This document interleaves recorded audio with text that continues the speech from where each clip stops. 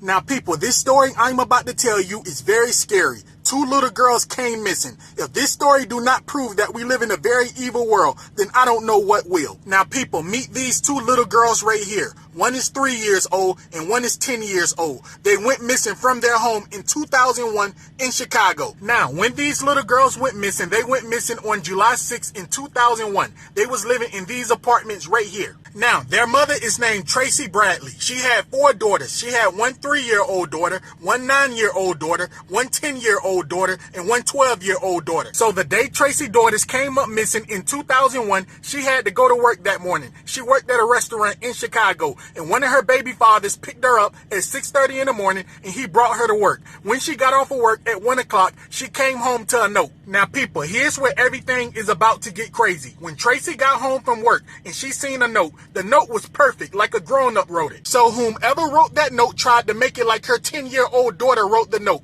She knew her daughter didn't write the note because her daughter was still working on her reading and writing. Now, you may be thinking, what did the note say? Well, the note said we was going by the school and we was going by the playground to play. We wanted to have fun. Also, you may be thinking, well, Tracy had 4 daughters. Where was the other 2 daughters? Well, the 9 and the 12-year-old daughter was at their grandmother's house. They was getting ready for a birthday. I'm not sure why the other 2 daughters stayed home. Now, you may be thinking, when did Tracy panic and get law enforcement involved? When did she realize her daughters was in trouble? Her daughters was missing. Well, people, when Tracy first got home from work, she did not panic. She did not put too much into the note. She went to a neighbor's house, borrowed some money, went to the grocery store to buy some food for the kids. So when Tracy got back home from the grocery store and her kids was still not home, that's when she started to panic. She looked all over her neighborhood. She was calling friends, family. She was calling everyone. Have you seen my daughters? So that's when Tracy went back and looked at the note and said, it's no way her 10-year-old daughter wrote this note.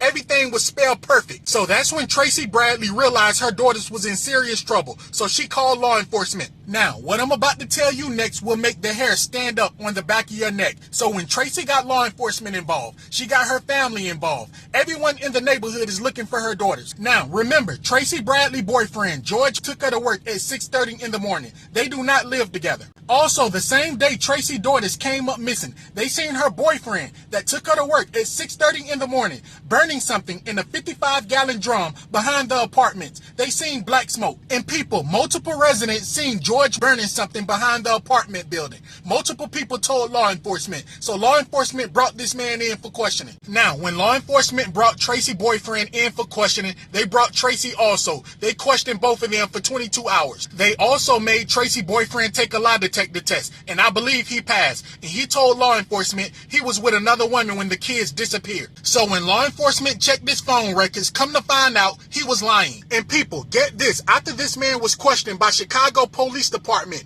he left town. He did not help Tracy look for the girls. And people, no charges was ever filed against this man. They never found them little girls. Ladies and gentlemen, this story is proof we live in a very evil world. Protect your babies by any means.